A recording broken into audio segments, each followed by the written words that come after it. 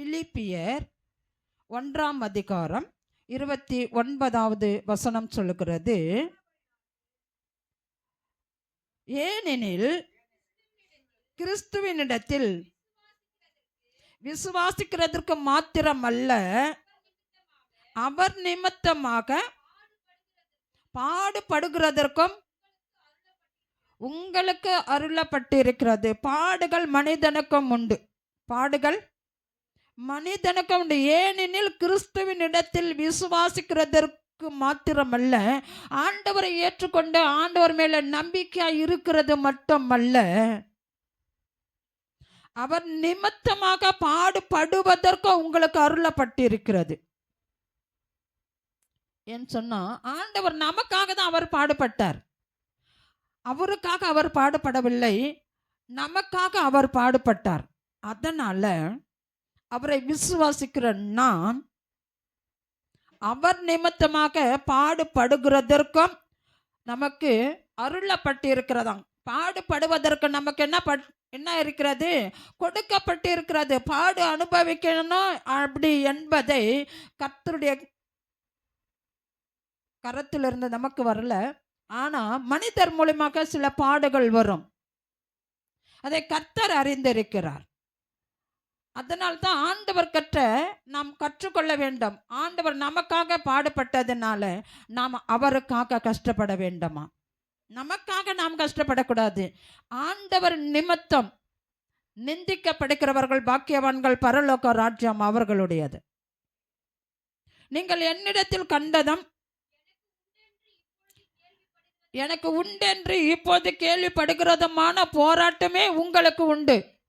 அழகா வேதம் சொல்கிறது, நீங்கள் என்னிடத்தில் கண்டதும் எனக்கு உண்டென்று இப்பொழுதே கேள்விப்படுகிறதுமான போராட்டமே உங்களுக்கும் உண்டு. நான் எப்படி பாடுபட்டேனோ அதுபோல மற்றவங்களுக்காக நீயும் பாடுபட வேண்டியதாக இருக்கும், எனக்காக நீயும் பாடுபட வேண்டியதாக இருக்கும். உங்களுக்கும் உண்டு என்று வேதம் சொல்லுகிறது. நான் சொல்லவில்லை நீ கஷ்டப்படணும்னு சொல்லி நான் சொல்லவில்லை.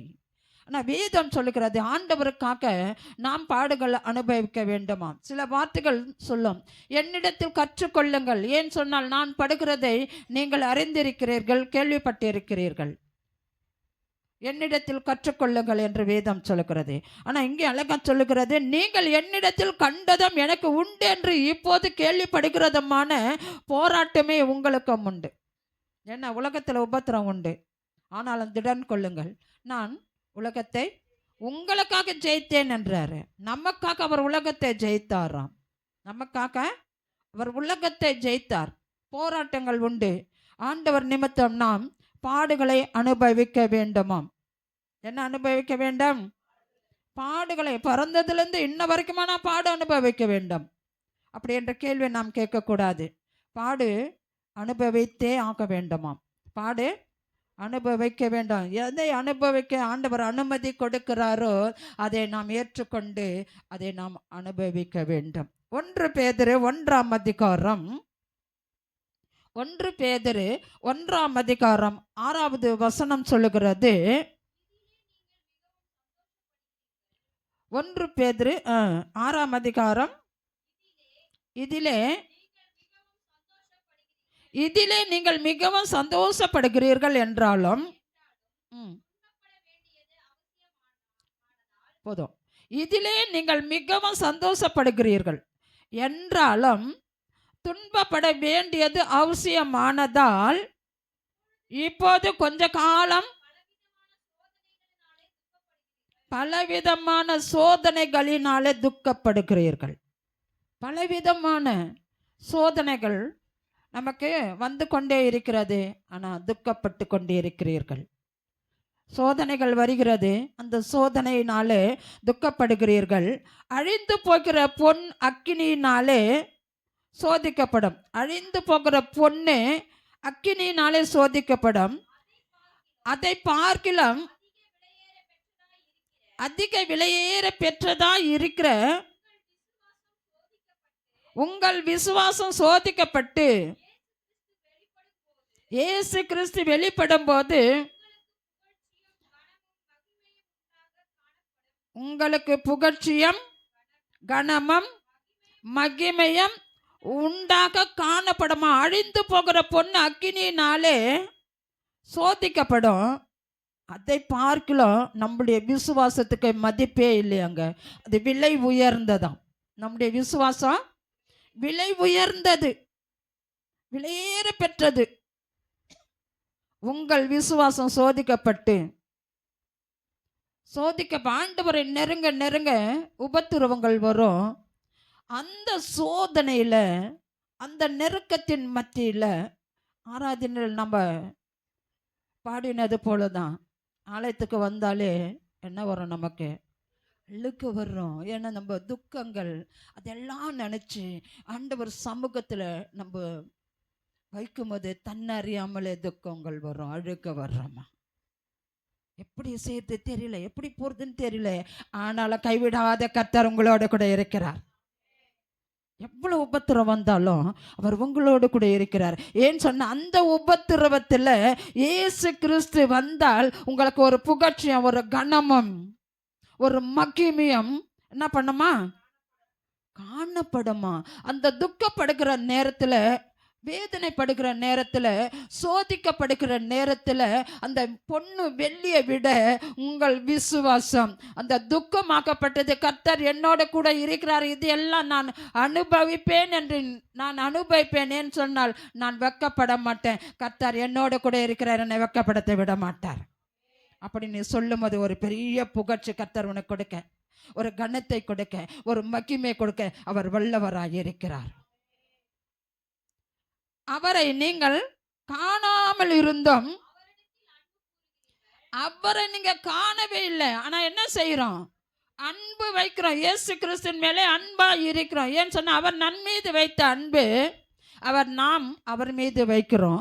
அவரை நீங்கள் காணாது இருந்தோம், அவரிடத்தில் அன்பு கூறுகிறீர்கள். இப்போது அவரை தரிசியாமல் இருந்தோம், அவரிடத்தில் விசுவாசம் வைத்து சொல்லி முடியாததும் மகிமையால் நிறைந்ததுமாய் இருக்கிற சந்தோஷம் உள்ளவர்களாய் களி கூர்ந்து உங்கள் விசுவாசத்தின் பலனாகிய போதும். அழகா சொல்லுது, அவரை நீங்கள் என்ன பண்ணல, பார்க்கவே இல்லை. அவரை பார்க்குறீங்களா? இல்லை.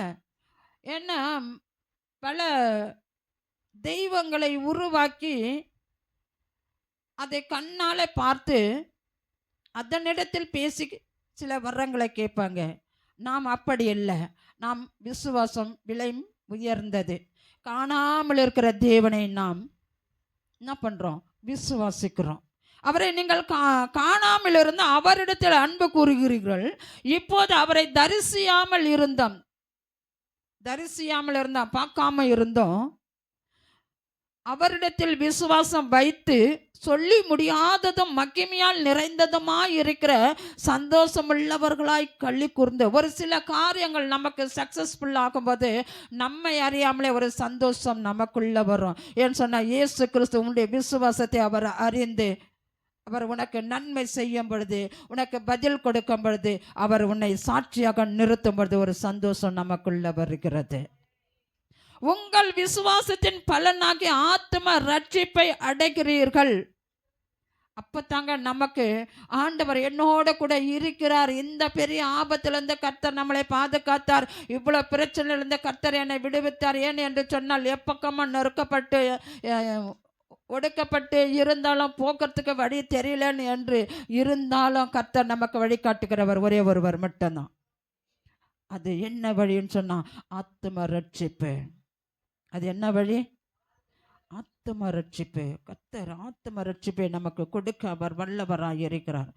அந்த ஆத்ம ரட்சிப்பை நாம் அடைவதற்கு அவர் நம்மளோடு கூட இருக்கிற தேவனாய் இருக்கிறார். அவர் நம்மளோடு கூட இருக்கிற தேவனாய் இருக்கிறார். அவர் பெரியவராய் இருக்கிறார். அவர் யாரு?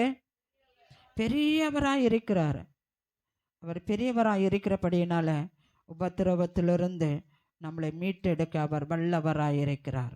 உபத்திரவத்திலிருந்து நம்மை மீட்டெடுக்க அவர் வல்லவராய் இருக்கிறார். அதனால தான் உங்கள் விசுவாசத்தின் பலனாகிய ஆத்ம ரட்சிப்பை உங்க விசுவாசம்தான் உன்னை ரட்சிப்புக்குள்ளாக நடத்தும். நீ விசுவாசிக்கிற பாருங்க, அது தாங்க உனக்கு பதில் கொடுக்கும். நீ விசுவாசிக்கிற பாருங்க, அது தாங்க உனக்கு எல்லாமே கிடைக்கும். நீ ஆண்டவரை நம்பி இருக்கிறபடினாலே அவர் உங்களை வெட்கப்படுத்த அவர் விட மாட்டார். அவர் நம்ம என்ன பண்ண விட மாட்டார்? வெட்கப்படுத்த அவர் விட மாட்டார். 1 பேதுரு 4ஆம் அதிகாரம் 13 வாசிப்போம். 1 பேதுரு 4ஆம் அதிகாரம். கிறிஸ்துவின் மகிமை வெளிப்படும்போது நீங்கள் களி கூர்ந்து மகிழும்படியாக அவருடைய பாடுகளுக்கு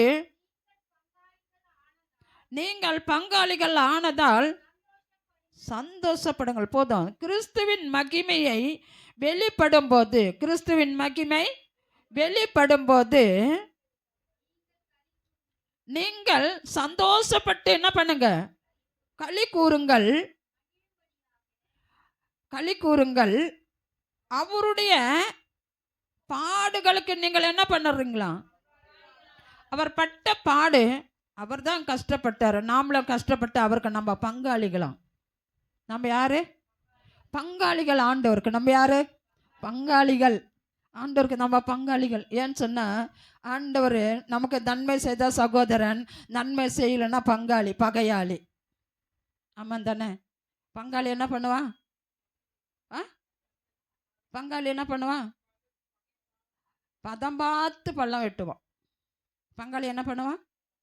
பதம் பார்த்து பள்ளம் வெட்டுவானா? நம்ம ஆண்டவர் அப்படி இல்லை. நமக்கு அவர் பங்காளி, எல்லாத்திலும் பங்கு பெறுகிறவராக இருக்கிறார். அதுக்கு தான் பங்காளி. புரியுதா? எல்லாவற்றிலும், துக்கத்திலும் பங்கு பெறுகிறார். சிரிக்கும் போதும் பங்கு பெறுகிறார், அழும்போதும் பங்கு பெறுகிறார். எல்லா நன்மை நீ செய்யும்போது கூட பங்கு பெறுகிறார்.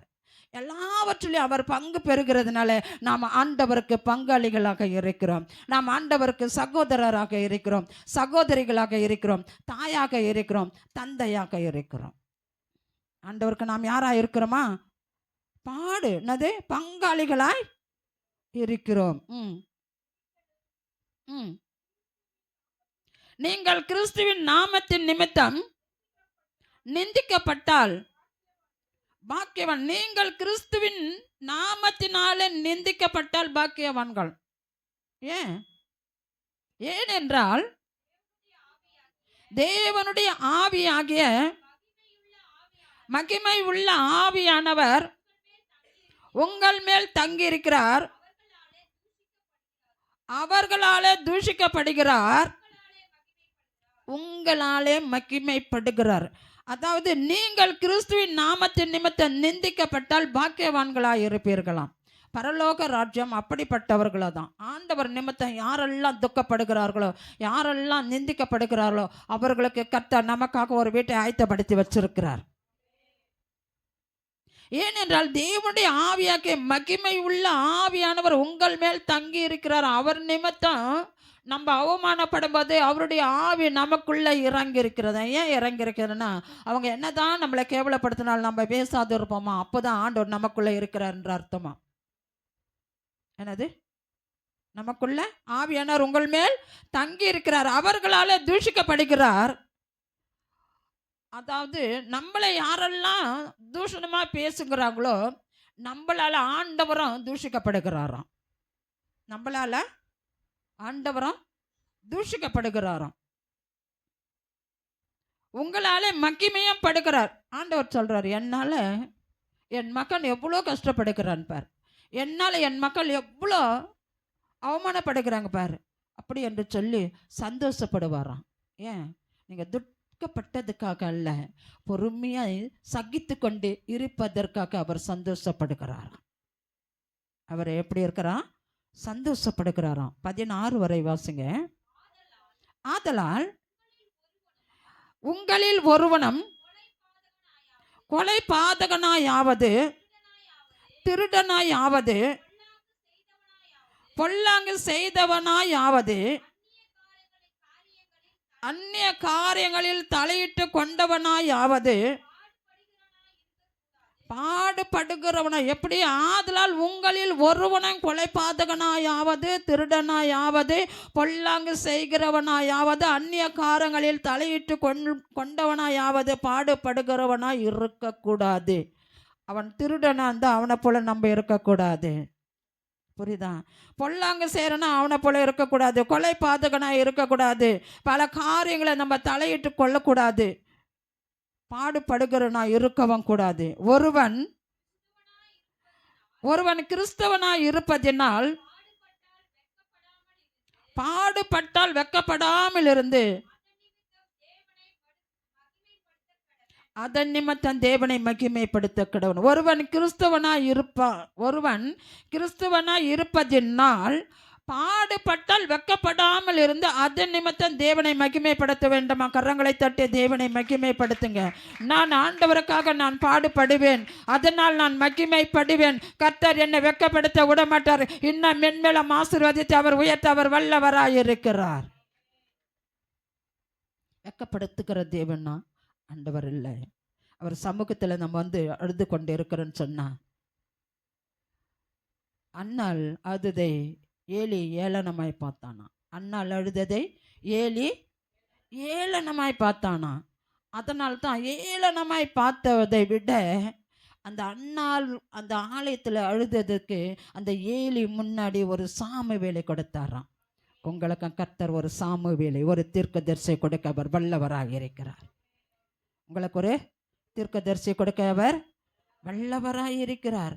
கர்த்தர் பெரிய காரியங்களை செய்கிற தேவன். கர்த்தர் பெரிய காரியம். 2 தீமோத்தேயு 3ஆம் அதிகாரம் 12வது வசனம் சொல்லுகிறது. 2 தீமோத்தேயு 3ஆம் அதிகாரம் 12வது வசனம் சொல்லுகிறது,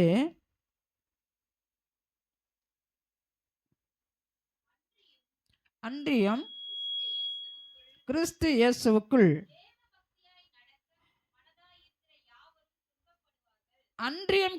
இயேசுவுக்குள் தேவ பக்தியாய் நடக்க மனதாய் இருக்கிற யாவரும் துன்பப்படுவார்களா? யாரெல்லாம் ஆண்டவருக்குள்ள நெருங்குறாங்களோ அவங்களுக்கெல்லாம் நிறைய துன்பங்கள், பாடுகள், வருத்தங்கள் இருக்குமா?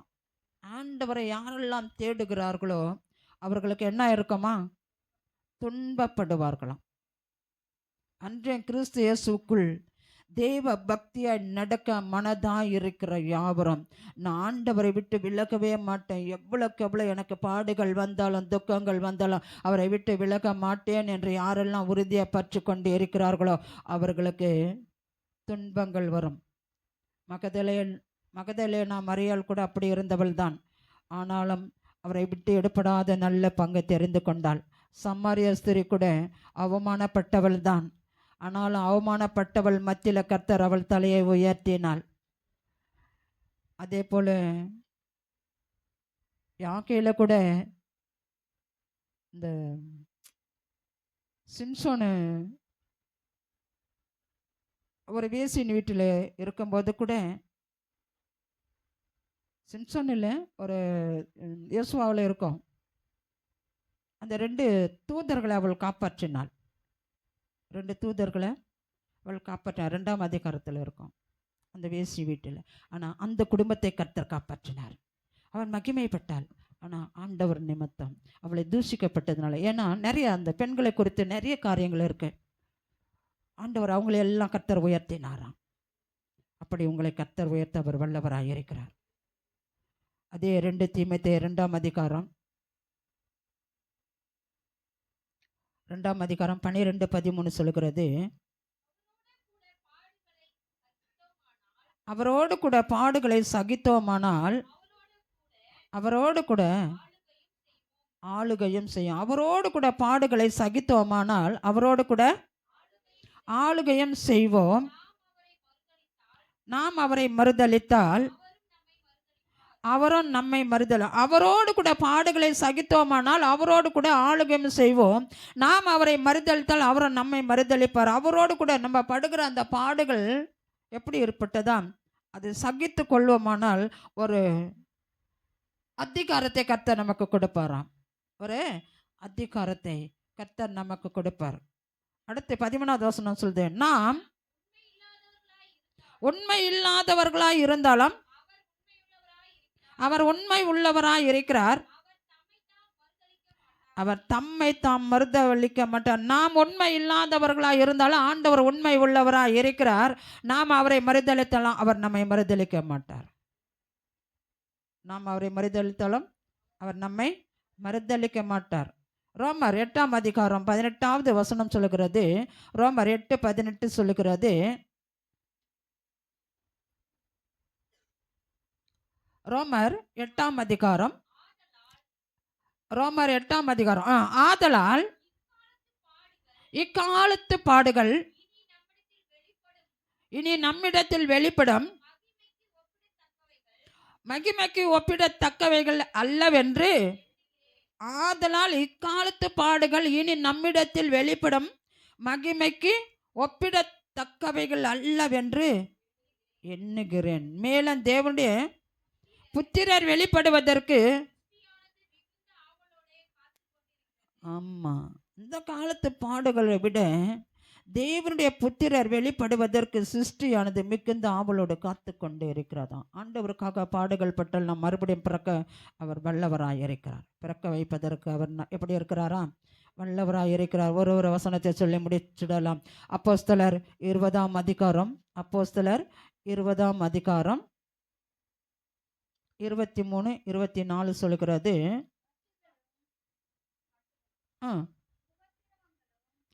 கட்டுகளும் உபத்திரவங்களும் எனக்கு வைத்திருக்கிறது என்று பரிசுத்த ஆவியானவர் பட்டணந்தோறும் தெரிவிக்கிறதை மாத்திரம் அறிந்திருக்கிறேன். யார் சொல்கிறான்னா அப்போஸ்தலனாகிய பவுல் சொல்லுகிறான். என்ன சொல்கிறான்? கட்டுகளும் உபத்திரவங்களும் எனக்கு வைத்திருக்கிறது என்று பரிசுத்த ஆவியானவர் பட்டணந்தோறும் தெரிவிக்கிறதை மாத்திரம் நான் அறிந்திருக்கிறேன். ஆகிலும் அவைகளில் ஒன்றையும் குறித்து கவலைப்படேன். என் பிராணனையும் நான் அருமையாக எண்ணேன். என் ஓட்டத்தை சந்தோஷத்தோடு முடிக்கவும்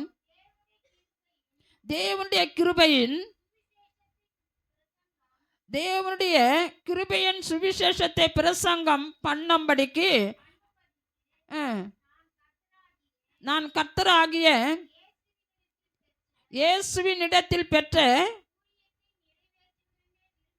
ஊழியத்தை நிறைவேற்றுமே விரும்புகிறேன். அழகான வார்த்தை. அப்போஸ்தலனாகிய பவுல் சொன்னா, கட்டுகளும் உபத்திரவங்களும் எனக்கு வைத்திருக்கிறது என்று நான் எந்த இடத்துல எல்லாம் போறேனோ அந்த இடத்துல எல்லாம் ஆண்டவர் எனக்கு சொல்றார். இந்த இடத்துல உனக்கு உபத்திரவம் உண்டு, இந்த இடத்துல உனக்கு பாடுகள் உண்டு, இந்த இடத்துல உனக்கு எல்லாமே உண்டு, உபத்திரம் உண்டு.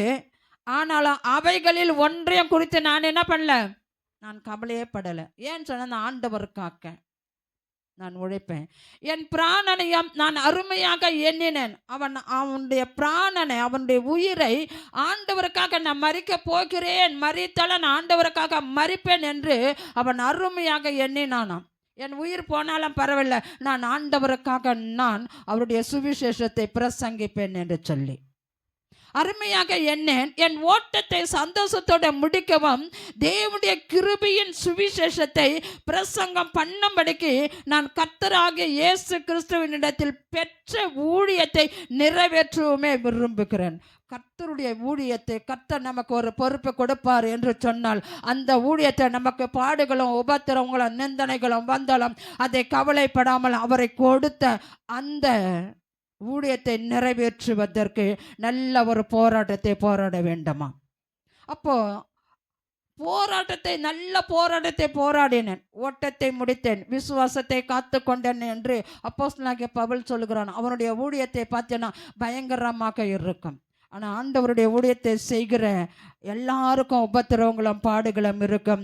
அதை அருமையாக எண்ணிக்கொண்டு ஆண்டவருக்கு நாம் சகோதரர்களாக வாழ வேண்டும் என்று இந்த உரையை நான் முடித்துக் கொள்கிறேன். கர்த்தர் நல்லவர். முழங்கால் படியிடுவோமா? கர்த்தர் நல்லவர், கர்த்தர் நல்லவர்.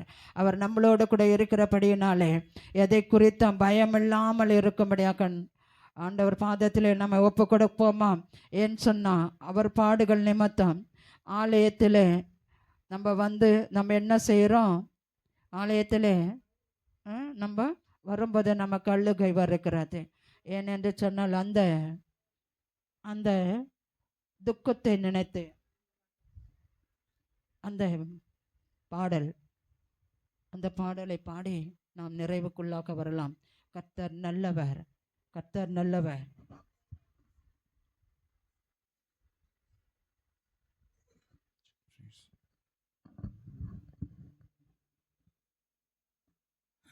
உங்க சமூகத்துக்கு வந்து விட்டாலே ஆலனந்தான் எனக்கு தோணுது. உங்க சமூகத்துக்கு வந்து விட்டாலே ஆலனந்தான் எனக்கு தோணுது. என்னமோ தெரியல, ஒண்ணுமே புரியல, உம்மை விட்டா எங்களுக்கு வழி ஒன்றும் தெரியல. என்னமோ தெரியல, ஒண்ணுமே புரியல, உம்மை விட்டா எங்களுக்கு வழி ஒன்றும் தெரியல. உங்க சமூகத்துக்கு வந்து விட்டாலே ஆயனந்தான் எனக்கு தோணுது. உங்க சமூகத்துக்கு வந்து விட்டாலே ஆயனந்தான் எனக்கு தோணுது. காரியம் வாய்க்குமோ, சூழ்நிலை மாறுமோ, உம்மையே நம்பி இருக்கிறோம், உம்மையே சார்ந்து வாழ்கிறோம். காரியம் வாய்க்குமோ, சூழ்நிலை மாறுமோ, உம்மையே நம்பி இருக்கிறோம், உம்மையே சார்ந்து வாழ்கிறோம். அற்புதங்கள் செய்பவர் நீங்க இருப்பதா, அற்பமான எங்களை கைவிட மாட்டீர். அற்புதங்கள் செய்பவர் நீங்க இருப்பதா, அற்பமான எங்களை கைவிட மாட்டீர். உங்க சமூகத்துக்கு வந்து விட்டாரே ஆயனந்தான் எனக்கு தோணுது. உங்க சமூகத்துக்கு வந்து விட்டாலே ஆயனந்தான் எனக்கு தோணுது. தேவைகள் ஒரு பக்கம், நெருக்கங்கள் மறுபக்கம், எங்க பக்கம் நீரே உண்டு. வெக்கப்பட விடுவதில்லையே. தேவைகள் ஒரு பக்கம், நெருக்கங்கள் மறுபக்கம், எங்க பக்கம் நீரே உண்டு. வெக்கப்பட விடுவதில்லையே. அற்புதங்கள் செய்பவர் நீங்க இருப்பதா, அற்பமான எங்களை கைவிட மாட்டீர். அற்புதங்கள் செய்பவர் நீங்க இருப்பதா, அற்பமான எங்களை கைவிட மாட்டீர். உங்க சமூகத்துக்கு வந்து விட்டாலே ஆயனந்தான் எனக்கு தோணுது. உங்க சமூகத்துக்கு வந்து விட்டாலே ஆயனந்தான் எனக்கு தோணுது. பகையினோர் பகைக்கையில், நம்பினோர் எதிர்க்கையில், அனுகூல துணையானிரே. தாங்கிடும் வேலனானிரே. பகையினோர் பகைக்கையில், நம்பினோர் எதிர்க்கையில், அனுகூல துணையானிரே.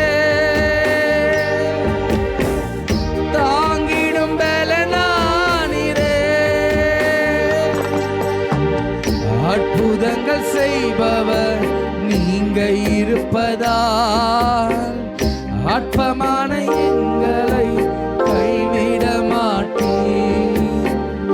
அற்புதங்கள் செய்பவர் நீங்க இருப்பதால் அற்பமான எங்களை கைவிட மாட்டீர். உங்க சமூகத்துக்கு வந்து விட்டாலே ஆயனந்தான் எனக்கு தோணுது. உங்க சமூகத்துக்கு வந்து விட்டாலே ஆயனந்தான் எனக்கு தோணுது. என்னமோ தெரியல, ஒண்ணுமே புரியல, உம்மை விட்டா எங்களுக்கு வழி ஒண்ணும் தெரியல. என்னமோ தெரியல, ஒண்ணுமே புரியல, உம்மை விட்டா எங்களுக்கு வழி ஒண்ணும் தெரியல. அல்லேலூயா. ஆண்டவருடைய சமூகத்துல வந்துட்டா எல்லாவற்றையும் கர்த்தர் நிறைவேற்றி கொடுக்க அவர் வல்லவராக இருக்கிறார். அப்பா, இந்த சமூகத்துக்கு வந்து இருக்கிற ஆண்டவரே, ஒன்றுமே தெரியல, ஒன்றுமே புரியல, ஆனாலும் புரிய வைக்கிற கர்த்தர் நீர் இருக்கிறீர். எங்களுக்கு வழி திறக்கிற கர்த்தர் நீர் இருக்கிறீர். எங்களை தலையை உயர்த்துகிற கர்த்தர் நீங்கள் இருக்கிறீர் ஆண்டவரே. எங்களை வெட்கப்படுத்த விட மாட்டீர் அப்பா. நீர் அப்படியாய் செய்து விட்டதற்காக உம்மை ஸ்தோத்திரிக்கிறேன். வந்த ஒவ்வொரு பிள்ளைகளையும் கர்த்தர் நீர் ஆசீர்வதித்து அவங்க தேவைகள் எல்லாம் சந்தித்து அப்படியே உம்முடைய கரத்தினால் அவர்களை தொட்டு இன்றைக்கு ஆசீர்வதிக்கும்படியாக உடைய நாமத்தினால் நாங்கள் செபிக்கிறப்பா. உடைய நாம மகிமைப்படுவதாக. உடைய கண்களில் தெய்வமும் இரக்கமும் கிருபையும் கனமும் எங்களுக்கு கிடைக்க முடியாது தாழ்த்தி ஒப்பு கொடுக்கிறேன். பெரிய காரியத்தை செய்வீராக. இயேசுவின் நாமத்தில் நான் செபிக்கிறேன் பிதாவே.